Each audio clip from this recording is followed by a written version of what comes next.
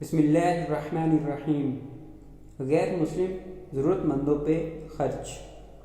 حضرت ابن عباس رضی اللہ تعالیٰ عنہ فرماتے ہیں کہ رسول اللہ صلی اللہ علیہ وسلم صرف مسلمانوں پہ خرچ کرنے کا حکم دیا کرتے تھے حتیٰ کہ یہ آیت نازل ہوئی۔